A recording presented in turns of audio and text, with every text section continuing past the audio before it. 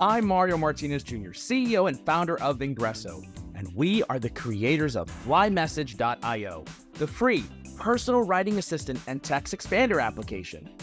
On each episode of this podcast, you will hear from sales leaders, practitioners, and influencers to help you grow your sales numbers at scale. So, get your pen and paper or iPad and keyboard and start taking notes as you're now listening to the Modern Selling Podcast.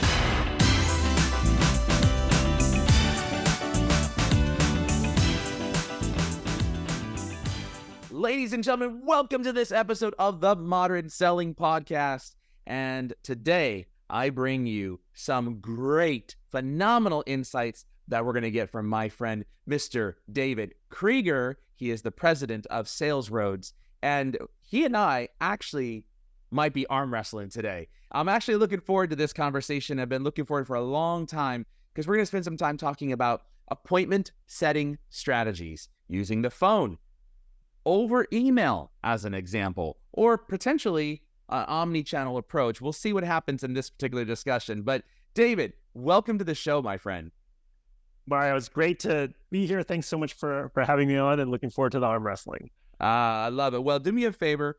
Everybody wants to know a little bit about you. I obviously mentioned that you're the president of SalesRoads. You've been doing it for, I think, almost 17 years. But tell us a bit about yourself, SalesRoads, and then I've got a very special question for you. So I have been doing it. I can't believe it. Almost 17 years. I started the company out of business school, doing SDR outsourcing, appointment setting before SDR was even a word. I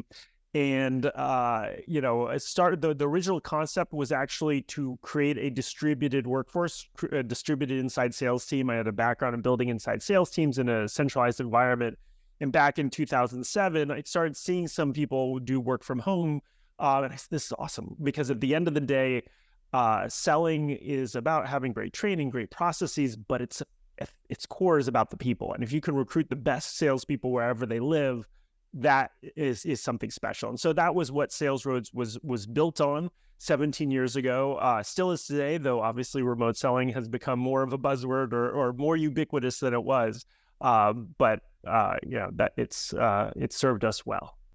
I was looking at some of the case studies that you have, and there's some really impressive things that you guys have done over the years. Just to rattle off a few companies that you've worked with before and some of the impressive case study numbers in terms of helping them book more meetings and grow the pipeline. Yeah, so we've worked with a wide range of companies from seed stage companies who just had an idea and we were trying to help establish product market fit. One company was Bid Retriever. We worked with them. We established what the product market fit was, what was the value proposition for their personas, helped to accelerate their growth, and they were actually acquired eventually by a company called Stack. We worked with a company called Paylocity, which was a lot of people probably know them now, a payroll company when they were just starting out, and we helped to accelerate their sales until they went public. And so that at $1 billion that are worth the magnitude of that. And then we work with a number of companies that aren't in the tech space, that companies like Parker Hannifin, Samsung, Bear Paint companies. So companies that you don't necessarily think of in the cold calling space, but are looking to really be able to create that type of functionality within their organization, looking for a company that they can really partner with to be able to develop an inside sales team. And so we've worked with companies, that run the gamut from early stage to 100 years old, all with the same drive of generating more top of the funnel appointments for their sales teams so they can drive sales. Fantastic. So I always ask this of all my guests, and that is a very personal question. So I'm looking for something juicy, David, and that is, tell us something nobody knows about you, even if they're looking at any or all of your social profiles. Well, here's one, I guess. I was almost killed by a yo-yo. Okay, explain. Talk a little bit about that. So, when I was young, I was really into yo-yoing and enjoyed it. I actually, even at my bar mitzvah, I had a yo-yo man, the world champion, come and perform. And so I was always doing tricks in my room and whatnot. And I did once, the around the world type of trick. And I had a glass, not chandelier, because it was whatever you would call a glass lamp, the top of my room. And I hit it, and shards of glass came down straight and just missed me along the way. But if one had come into my head or somebody else, it could have been pretty bad. So that is how a yo-yo has almost sought my demise. Oh, no. So did you keep playing with the yo-yo inside of the house, inside of a room? I did. I just didn't replace the lamp, right? So now there was no danger. There you go. The danger is now gone, so keep on doing it. Mm-hmm. Exactly. All right. Very good. Very good. Well, let's get down into the nitty-gritty here. You and I obviously have spent an inordinate amount of time helping sales organizations really focus in on their sales prospecting activities. We did a research study that was 4 times in a row, and the last one showcased over 1,295 respondents. We gave them a survey from all over the world, sales reps from SMB to all the way up to enterprise and business owners. And we said, what's the number one challenge that you're having right now? Is it booking the first meeting? Is it closing a deal? Is it moving a deal along? Is it, and there was, I forget what the other item was. And so 69% said getting the first meeting is the hardest thing about sales right now. And so this is actually something that's really big and important. And quite frankly, it's not been mastered by most. But you think and talk about phone calls remaining a powerful tool for cold prospecting over emails in today's digital age. Why? Let's talk about that. Yeah. So, first of all, I don't think it has to be one versus the other in the sense that you can't do both. But if I were to choose one, it would be calls all day long. And I think the strategy has to be led by calls. And one of the things, the reason, I like that you brought this up is a lot of companies, a lot of SDRs I've seen over the years, especially with the prevalence of these sales automation tools, sales loft outreach, that they hide behind cold emailing because cold calling is hard and it's hard to pick up the phone. It's hard to engage with somebody. And so I really, when I talk to organizations and as we develop our programs, we think it is really important to make sure that you're using different channels, but you don't forget what I think is the most important channel, albeit maybe the hardest channel, which is picking up the phone. So that's the first concept that I think is really important. And the reason we've seen tremendous success with the phone over the 17 years that we've been doing it is first and foremost, I believe that sales is a human endeavor. And it's about connecting one-on-one with individuals to understand their pain. And you can have a hypothesis of pain and issues before you pick up the phone, as you should. But it's about connecting with them, understanding them, engaging with them, having a dialogue with them, and figuring out whether there's something that you can do to help them. And I believe that there is no replacement for the phone or a meeting to be able to do that. And so I think that being able to do that in the right way, and it's not just a spammy way, and then we can talk about techniques and other things like that, but will allow you to really not only book more leads, but book the right type of leads and appointments for your team because you're truly understanding what that prospect is needing. The other thing that I found, and this has increased, and all channels I believe have gotten harder in some ways over the years. But when I started 17 years ago, people were saying cold call is dead, right?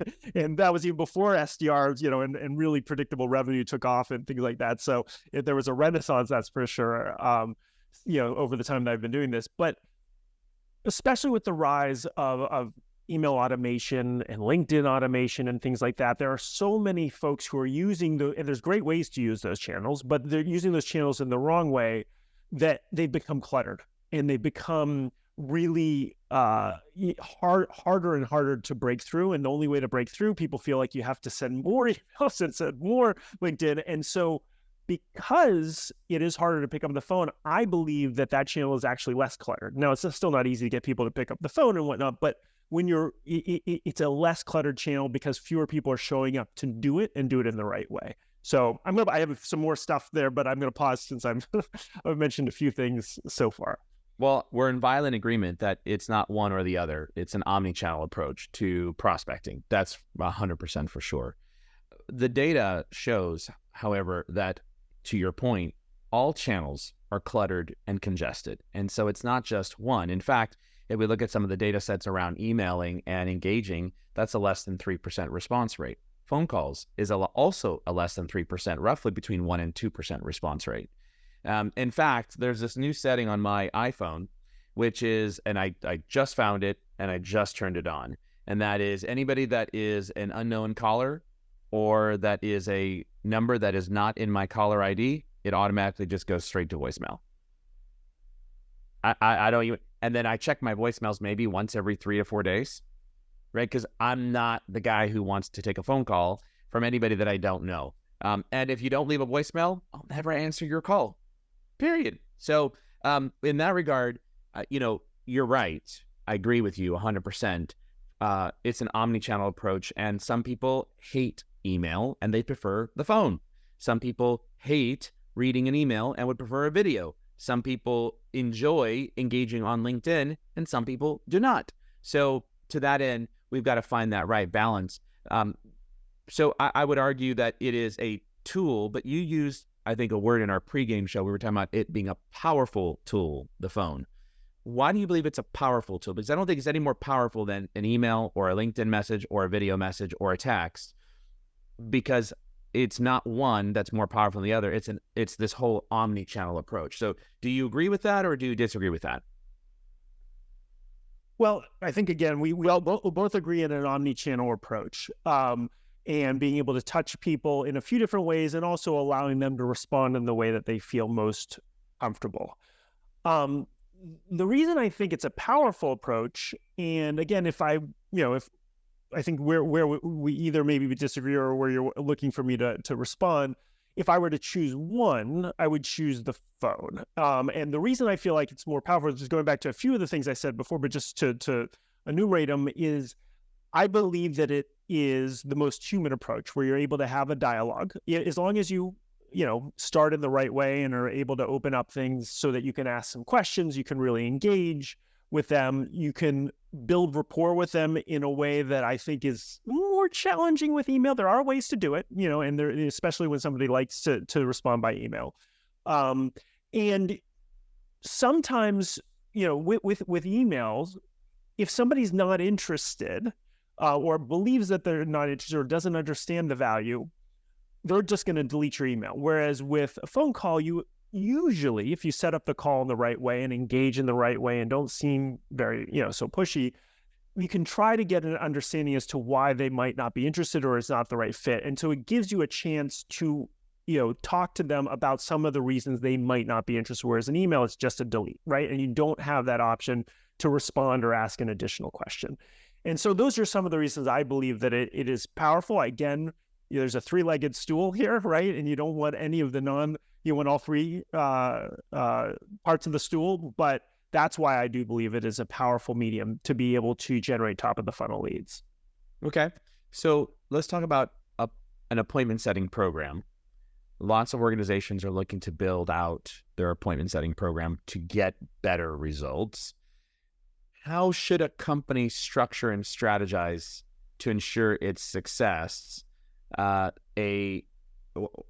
before launching an appointment setting program, what should a company do, or how should a company structure and strategize its program to ensure its success? Yeah. So the first thing is, and it seems basic, it's amazing how many companies, either for if they're a startup company, it's lack of time, they're just moving fast, or potentially just lack of rigor, is start with a strategy or a playbook. Now, especially when you're early on in your seed stage, the playbook is going to be wrong. There's going to be aspects that aren't right, but you've got to have a strategy and a process that you are leveraging to be able to do prospecting well. So first, understand who you believe or who is your ideal customer profile. Who do you want to prospect into, and who are the buyer personas? Who are the folks that you think are the right people that you need to be talking to in order to start the sales conversation? And most importantly, with those buyer personas, what are their pains? Not just the company pains, right? What are their pains? Their unique issues that they're trying to solve within their portfolio at that organization. So then, develop your value prop based upon those personas. And it isn't necessarily the same value prop for every persona, right? So there might be different if you have a sales acceleration platform, the challenges for the marketing team as far as being able to have the right metrics around emails and inbound leads and qualifications and things like that might be different than the CRO, right? Similar and there's time, but you understand what is it for them that are their challenges. Or maybe you're calling into sales ops and they have lots of challenges about implementing technology, right? You want to be speaking differently to each persona based upon what they care about. And a lot of people forget that. They'll create something that is just similar for the company, but you're selling to people. They get, going back to what I said before, it is a human endeavor, and you got to sell to the person that is in front of you or on the phone or across that email. And then develop messaging based upon that. People hide away sometimes from scripts, and you never want to sound scripted, but you got to think about what you want to say. You want to be prepared. You want to be able to articulate that in the right way, and then practice it, really practice. And then after that, or one other step, make sure, this is another thing I've seen a lot of companies, I don't know if it's skip or whatnot, they get Salesforce and they feel like they can then just prospect out of Salesforce, right? Or that maybe they just have spreadsheet, don't have a complicated tech stack, because a lot of times people think they'll have a tech stack and that's going to solve everything for them, but at least have something that works nicely for prospecting and allows you to generate the types of cadences you need. And then go forth and conquer, measure, iterate, and change things up as things aren't working.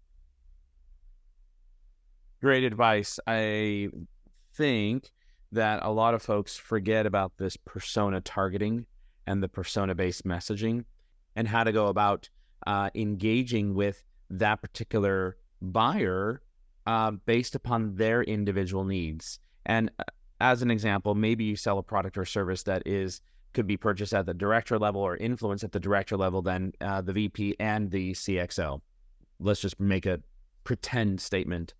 The director may be thinking of one thing as a user buyer, but the CXO may be thinking another thing as an economic buyer, and potentially a user buyer as well. So even that at that level of identification of those personas, it's the same persona, meaning the IT director or the IT VP or the CIO, right? It's that same, but they think differently even within that persona based upon their individual role. And so separating out that messaging, I think, is very, very important, and making sure that you've got good data hygiene. That's a big problem, I think. So I think when companies are looking at, to your point, before launching an appointment setting program, what's your data look like? If your data sucks, so will your salespeople. And I think that's a big problem that we have going on right now, for small businesses as well as for large businesses, and using tools like Apollo, Lucia, Seamless.ai, Sales Intel, Zoom Info, all those types of tools. Yeah, they provide data, but is the data right? And that's one of the big challenges that I see right now happening, is that the data may not be right because the person may have been gone from the company for 6 months or longer. So I really think that requires that human engagement to be able to look at that data and have someone data mining your records in the back end. How do you feel about that? Yeah, it's such an important point. And I can't tell you how many times we'll take on clients and they'll say, oh, we've got our lead list, it's great, you can use it, it's going to give you a leg up. I don't remember a time when their lead list was great, or gave us a leg up. If anything, it was like harder to cleanse it and clean it up than it would have been just to start net new. So the challenge is real. And I think what happens is a lot of companies, especially startups, they start just filling the CRM. They don't know what it is, and they're not tagging things, they're not importing correctly, and they create duplicates and all these things, and they don't have an ICP, and they're pulling things everywhere. And so again, it starts with the strategy. And you got to think very deeply as to who your ICP is. What are the things that define those companies, the people within those companies, so you know the right people to target. Are there certain types of triggers that would also, not just firmographic data, but information that can help you to further refine that list and help you to better target things. And sometimes it can be it's got to be creative. Sometimes the lists just don't really exist out there. And so you've got to either have manual people, going in and trying to pull the lists, or use some web scraping tools. I mean, to give you a sense, we're working with a company right now that is in the concierge medicine space. So they help doctors convert their practices to concierge medicine. But they don't want doctors that take Medicaid. They don't want doctors that are part of big hospital groups. They would love if they sell some ancillary services already because they know how to monetize things. I mean, these are things you can't go into Zoom Info and hit selects, right? And so sometimes but there are amazing tools out there that allow you to do web scraping and be able to help inform those leads. So you've got to be really strategic. And to use a cliche word, sometimes think out of the box to think about how you can find the right types of leads. And then going to the more basic thing where there are some great data providers, but like you said, none of them are perfect. There's not always perfect data. And so what we do is we have multiple data providers. And what we found, the time on the phone and the time with SDRs is much more expensive than spending a little bit more money getting really good leads. And so we will waterfall our leads, meaning that we'll pull and then we'll verify with another source and then potentially another source, or backfill with a cell phone number or a direct dial number. And so we try to use the best of all worlds, because we agree, if you don't have good data, you're going to have a hard time having success. You're going to waste a lot of money and time spent, and you're going to demotivate the reps, which is maybe the most expensive thing, because when reps are calling into bad data, and they're cold calling and already doing a hard job, it's very demotivating. Whereas if you can serve up the best types of leads possible for them and give them a fighting chance of really killing quota, that's really motivating. Yeah, you nailed it. Is this something that you think a small business can do, or is it only for the larger enterprise? I think definitely a small. I mean, if you're going to invest, let's even take, it's a really good question. And I'm going to look at it a little bit larger than that. If you're going to do outbound, you got to do it right. And so you have to think about what that takes. So at the very least, you do need to invest in good data, and they're expensive and they're not, I don't know. I mean, what's your salesperson's time worth? So if you're going to do it, you got to think about all the costs and don't shortchange any of them. So you got to have a sales acceleration platform, so that you have a way to create some queues for your team, that they can manage things, that they can call in a good way, that they can email and have good cadences. You've got to have good data, and you got to invest in it. I think, and third, you got to have the time to really focus on it. You've got to have a VP of sales who's got time to really focus on the SDR functionality, or you got to hire somebody who really can focus on it, or as a founder, which is tough, you've got to make sure that it's not taken away from all your other priorities, because it takes time to build these things and to do them right. And so I think it's more expensive to do it wrong, especially if you're a fast-moving startup. If you do it wrong and you waste 3 months, 6 months doing it wrong, what would that 6 months cost you as far as opportunity costs and burning in other areas? So just before you do it, make sure you're strategic about it. You think about what you need, you have the budget for it, and then do it right. So let's talk about some of the tools or resources that you would recommend for teams to ensure they have access to this high quality prospecting data. Well, what are some ones that you recommend? Yeah. So, two that I think are good, and I know people have mixed feelings about the first one, both from a cost standpoint, but also sometimes quality, but I see head-to-head studies still, pretty good. And that's what we found internally. So we use Zoom Info. We also pair it with Sales Intel. We found that's really good. They have a human curated version of their leads, and that is awesome when you're really thinking about the highest quality leads that you can do. And then I would add a few more. Seamless is a tool. Lucia's a good tool. And then waterfall them accordingly. And so those are a few tools we use. We also use LinkedIn where we can from a starting place, because people are self-verifying themselves. One of the biggest challenges is people moving to other places, and usually the first thing they update is their LinkedIn. So all those tools that I just described, you can create LinkedIn searches, and then you can get data, starting waterfalling from LinkedIn forward. And then another great tool is clay.com, which is an amazing tool to aggregate some of those sources.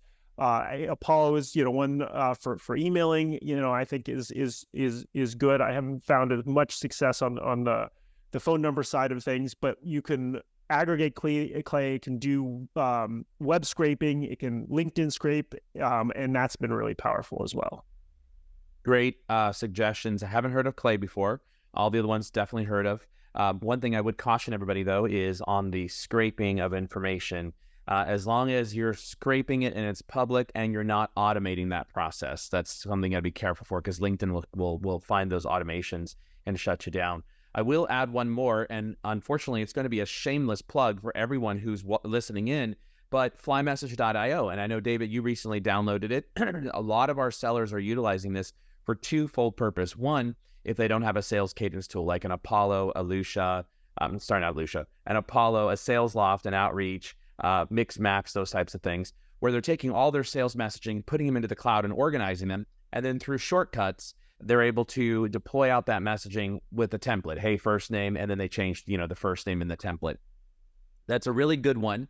The second use case that sellers are using it for is hand-to-hand combat. So now you've gotten a response from a outbound sales cadence campaign that you're running. I don't care. Pick one: SalesLoft, Outreach, Apollo, MixMax. You fill in the data point there. And now someone said, hey, let's go ahead and schedule a meeting. What do you say? Maybe that's on LinkedIn, InMail, or messaging. Maybe it's on email. Maybe it's on a Drift chatbot. Maybe it's coming in through your CRM as an inbound lead from the website. Whatever the case might be, you now have the ability to be able to have FlyMessage directly integrated into, as an example, your Gmail, into your LinkedIn. All you got to do is click the FlyMessage icon or logo, find your message, and inject it right into wherever it is that you're working at. So it works everywhere across, and I would encourage everybody, especially the small to medium-sized businesses. It's a tool that most people are using in replacement of not doing anything, which is majority of most organizations. Other tools that you mentioned for high-quality prospecting data. There's some great tools that synchronize data from a connection on LinkedIn. So you may have heard of a tool that basically takes your first 3 connections called Surfy or Linked Hub, which essentially takes all of your communication, whether it's on LinkedIn or whether it's on LinkedIn Sales Navigator.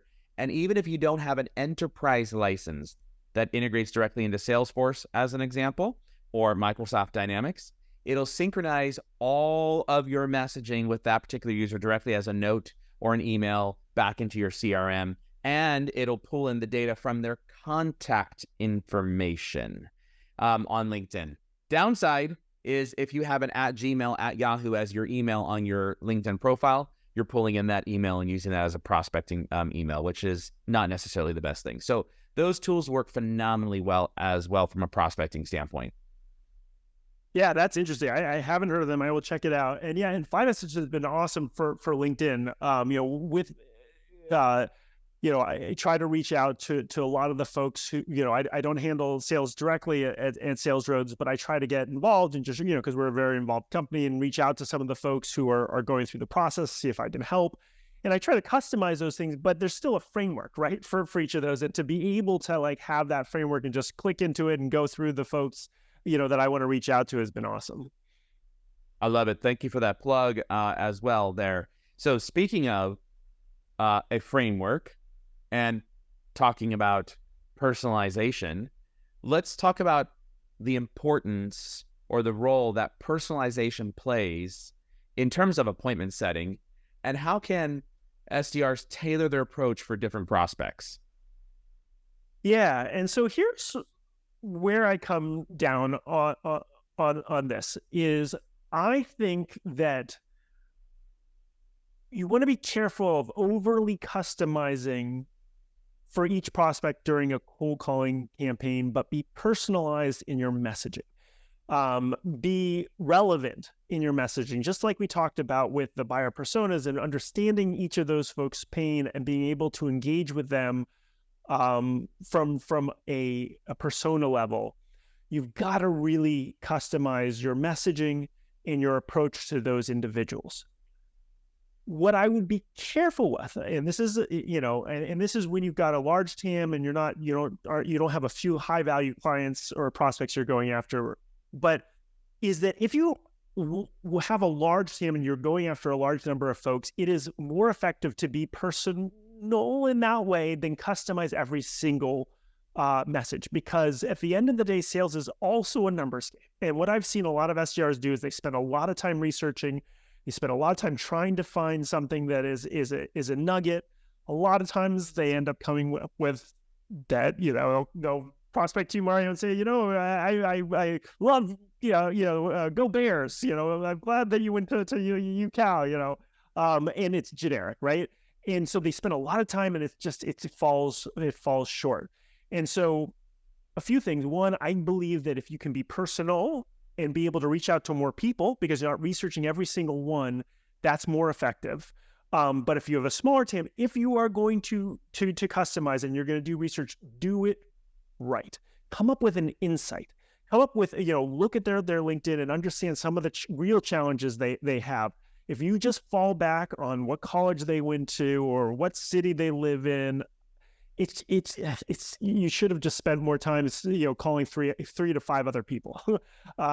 So that's my viewpoint. It does again matter on how big your TAM is, how many people you're going. If you have like 10 high value accounts you're really going after, customize, personalize, research very deeply on every single one. If you are an SDR that has a much bigger set of leads that you're going after, be personal, be personalized, but don't necessarily customize for every prospect. Yeah, that's a really good point. So I think we teach the PVC Sales Methodology, and the PVC Sales Methodology is a 3-part component to every message: personalization, value, and a call to action. And if you think about personalization, there's 2 ways to personalize, the point that you talked about, which is personalized to that very individual. And a great example of that is one of our former sellers was reaching out to a target prospect. He had saw that he had posted something about being a Star Trekkie geek, sci-fi geek from like 4 months ago. And he opened up with that particular message, like, hey, you and I share this common interest. What did you think about? And he asked a question about something about Star Trek. The individual responded back with, how did you know that I was a Star Trek fan or a geek? And he wrote back, here's the LinkedIn post you did from 4 months ago that talked about that and you correlated to business. The guy wrote back, I don't know what you really do. I'm not really quite sure, but I'll take a meeting just from the fact that you actually personalize this to me, right? That's really hard to do when it comes to trying to spray and pray through a Sales Loft and Outreach and Apollo, where you've just, basically you're running a sequence, right? So that is very difficult to do on an individual case-by-case basis for every single one of your emails. So what we've also taught people how to do, David, is if you're going to go hand-to-hand combat, you better personalize. But if you're going to go with a sales automation, then you can personalize to the persona. Example, everybody should be able to say, in my opinion, who do you help, how do you help, and what business problem do you solve? And that should be able to be stated in 1 to 2 sentences maximum. And you might open up a message something like this. Hey, David, generally when I reach out to VPs of sales, they have 2 things that they always tell me that they're struggling with. Number 1, they need to book more meetings. And number two, they need to grow the sales pipeline. Are these two common challenges something that you're facing? If so, directly below is an article that you can send to your sales team that shows how they can get a 60% yes rate to a meeting request each and every time. Now, what we teach people is if you're reading that message and you're a VP of sales, you read these two problems, you're either going to say, yes, I have that problem, or no, I don't have that problem. And if you don't have that problem, you move on. I don't want to talk to you anyways. But if you do have that problem, you might go into looking at that value-added content as a magnet, and now you've got the click and you can track that. What are your thoughts on that? Yeah, no, I couldn't agree more. I think that is the absolute right strategy. Asking and what you did there too were questions relating to the VP of sales, right? So making sure that it's not relevant necessarily just generally to the company, but to the person that you are emailing or calling, and making it both an open-ended question, but not a hard sale, and making it brief. I mean, here's the other thing I see so much from emailing, is these long emails. Like, who thinks that these are being read? And, it goes back to, I don't know if it's Mark Twain or Winston Churchill, who said, I'm so sorry that I didn't have more time to write you a shorter letter. And that's what it comes down to, right? What could be said in those 3 paragraphs can absolutely be said probably more powerfully in 3 sentences. And they just didn't take the time to think about what that prospect really cared about. And they threw in all the things they cared about. And then they didn't figure out how to eliminate words. And we add in so many different words, and that stuff just doesn't work. People don't read it. You're not also respecting that person's time.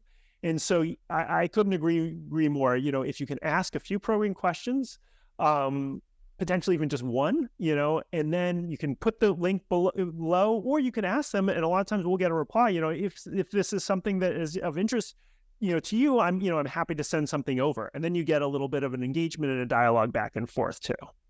Yeah, that's a great way to be able to engage, which is maybe not that first message. You might not include a link so that you can actually get into someone's box. And then you're asking, like, is this a problem because I have a webinar, an ebook, a white paper, a blog article that is, and you fill in the blank, how to get a 60% yes rate to your meetings that you could share with your sales team, right? And just to add to this, I think one thing people try to do and they want to do is they want to get the meeting off of the first touch, right? And that would be awesome. but if you're impatient, you're going to get 0 meetings off of any touch, right? And so the other thing that in this methodology, I think we're both on board with is just be a little patient, right?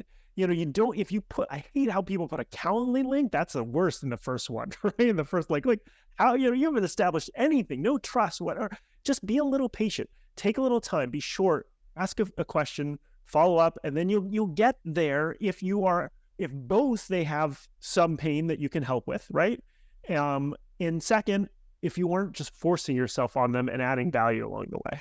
I love your point about the Calendly link. First of all, if anybody sends me a message and says, here's my Calendly, book a meeting, it's an instant rejection because, like, dude or dudette, I've been in executive roles for I don't know how long, a leadership role, sales roles for 26 years.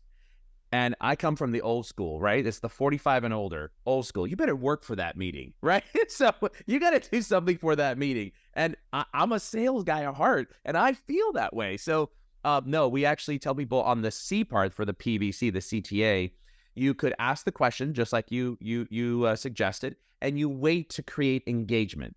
A call to action doesn't necessarily mean let's go and go to third base and have a meeting. It could be exactly as you just said, which is wait to get the engagement. Number 2, you could say, may I suggest a 30-minute meeting? Here are 3 dates and times that work for me. And we always tell people provide 3 dates and times that are 2 weeks out at 9 a.m., 3 weeks out at 1 p.m., and 4 weeks out at 4 p.m. Now, why do we do 2, 3, and 4? Generally, you're selling to the C-suite or the executive suite. My calendar as a small business owner is booked out 2 weeks in advance, minimum. So you're giving the opportunity for them not to be able to say no. And then here's how we incorporate the link, because for goodness sakes, I don't want to go back and forth with somebody on if those dates don't work. So right at the end, we'll say, alternatively, if none of these dates work, and in order to avoid email scheduling volleyball, here's my Calendly link that might be helpful to be able to schedule that meeting. Now, if someone does that to me, that's using pure logic, and I'm like, these 3 dates don't work, but I'm gonna go find something that does, if I'm interested, that is. So I think that's a super important point that leaders need to be thinking about in terms of that messaging. And we need to ask ourselves, do you know what your SDR or account executive is saying? That's a really good point. I love all that, Mario. And then to the last point, absolutely. I mean, either if they're in the office with you, you can do some side by sides, or I mean, all of our team is virtual. Listen to the game tape, strategize with them, and don't use it as a way to like come down on them or to tell them what to do. What we like to do is we like to play the game tape and then ask them, what did you like about the call? What would you coach yourself to improve? And we start from there. And if they're misfiring, we guide them and we ask them some questions. But it's really important, we think, for SDRs to self-coach. It empowers them. They also remember it better when they're coaching themselves. And it doesn't feel at all like you're coming down on them. If they're missing the mark, you gotta guide them. You gotta ask them the right questions. But it is super important to do it even for your best reps. Because first of all, your best reps can get into a funk. I mean, sales is a head game, right? Especially cold calling, you can just be feeling out of it. But if we engage with them, listen to them, have your SDRs coach each other. That's always awesome. Listen to each other's things, and not even for coaching, just to learn from one another. We love to do call contests so that everyone can listen to calls across the organization from different programs, so people can learn from each other. So anyway, that was a little bit of a tangent, but you said that reminded me about that. Do you remember the days where we used to sit in cubes and then there was a Y connector where someone can plug in next to you and your manager would be sitting there, you're making a phone call and they're listening to, that side, and then the other ear is listening to what you're saying? Those are some good old days, and they were pretty fun, right? And that was like, your manager was investing inside of you. It brings up a question that we haven't talked about, which is, generally we use tools like Gong or formerly Chorus or some of the other tools that are out there to be able to listen to the game tape, as you mentioned, right? But that's usually for a post-hello, like your first hello meeting to the close. That's where we're generally using it. And I think the biggest problem, if you go back to the stat I used earlier, 69% of sellers say the biggest problem is from pre-hello to hello. 69% pre-hello to hello, from hello to close. This is where we're generally using those game tape, recording calls, especially if we're all virtual. But really, where I think we need to be using it at the most is right here. What are you actually saying in the voicemail? What are you actually saying on that first call to get the meeting? And those are shorter snippets of calls, generally speaking, somewhere between 30 seconds to 8 minutes, right? To be able to get that appointment set. And I think a lot of leaders miss that mark right here, is listening to that. Absolutely, yeah. I mean, you gotta listen to prospecting calls, both the appointments that are being set, make sure that they're set up the right way. Even the positive ones you want to listen to. Make sure that you're either qualifying them. Listen to the no's. Listen to the callbacks. Callbacks are super important. Like, our callbacks are appropriate in certain circumstances, but sometimes callbacks are really a no, right? And they should have just engaged a little bit more at no and whatnot, or things could have been turned around on that call. So listening to all the different things there. I love voicemails. I think that's really important to make sure that people are leaving the right voicemails. And here's the other intangible. Sometimes you got to maneuver through an organization. Sometimes you've got to speak to assistants to get to the C-level folks. Sometimes you need to use the assistants to get referred down, and those conversations are gold. We had one SDR the other day who was talking to just the receptionist, and said to the receptionist, "I sent this email over to this person. Do you mind just seeing if they got it?" And he went over and got it, and then they responded. It was in a very polite, nice. She had a good rapport. She just wanted to make sure it went through. And so then it was almost a human ambassador for her. Over to the office, said, "Did you get this email?" And then she got a positive response. So you never know what you're going to pick up in between the magic moments of closing a deal, discovery, and even that appointment. Such a great point. I miss those days of doing global accounts where my very first, well, I guess it was my very first global account. I suppose it was my first global account. Yes, it was when I got promoted from majors to globals, and I managed the McKesson Corporation account. And McKesson at that time was a Fortune 16. I think now it's a Fortune 3 or maybe a Fortune 4, something like that. But in any case, I had that account for a solid 6 years or 7 years or so. And my in trying to figure out how to penetrate and get into the office of the CIO, how I got there was through his executive assistant. Totally made friends with her. She came to my wedding. He came to my wedding. And to this very day, I still talk to her after she's left the company and retired, right? To this very day, I became friends with them, her and her husband. So it's just funny to think about, going back to the good old days. Sometimes you do have to go and find that receptionist.